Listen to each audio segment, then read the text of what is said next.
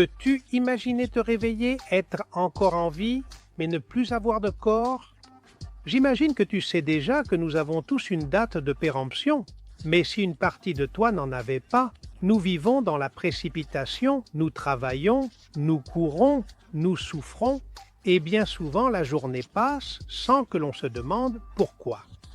Comme si la vie n'était que ce que l'on voit, comme si nous n'étions qu'un corps en train de défricher les broussailles que la jungle de la vie met sur notre chemin. Et oui, il est compréhensible que le désir de vivre et de le faire pleinement nous pousse à trop nous concentrer sur le quotidien, notre propre jungle. Mais qu'en est-il de l'âme? Que dites-vous de tout ce qu'il y a en vous qui pense, rêve, désire ou aime? Platon, l'un des grands philosophes de la Grèce antique, qui a vécu il y a plus de 2000 ans, l'enseignait déjà à l'époque. Le corps est la prison de l'âme.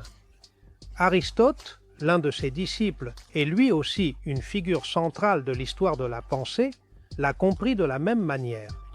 Dans son ouvrage de l'âme, livre 3e, chapitre 5e, il l'a exprimé d'une manière étonnamment actuelle. Cet intellect ne se mélange pas au corps. Il est impassible, séparé et sans mélange. Il ne peut être qu'immortel et éternel. Bien des années plus tard, les religions, d'une manière ou d'une autre, nous disent la même chose. Nous ne sommes pas seulement de la chair. Notre corps, la chair, est de la matière.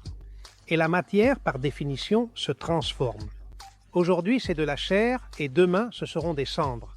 L'âme, ce qui est lié à nous-mêmes et à notre corps, ce qui nous permet de penser, de rêver, de désirer ou d'aimer, n'a pas de matière. Autrement dit, il y a quelque chose en toi qui existe, mais qui n'a pas de matière. Tu sais que c'est là, que c'est très réel, mais tu sais aussi que tu ne peux pas la toucher avec tes doigts. Si c'est là que ça existe et que ça n'a pas de matière, alors ça ne disparaîtra pas. Cela existera pour toujours. Ce qui existe pour toujours est éternel. Cela ne peut ni se transformer, ni disparaître.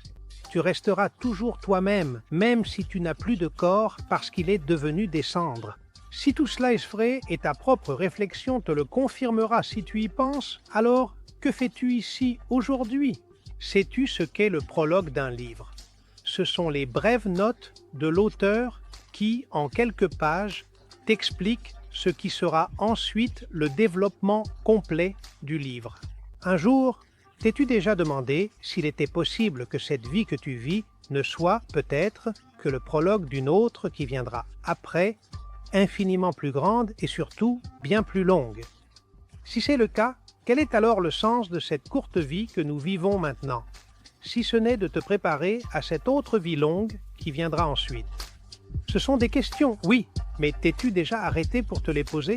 Y as-tu déjà répondu? Et si tu l'as fait, as-tu prêté attention à tes propres réponses? L'éternité est très longue. Ne la laisse pas sans sens.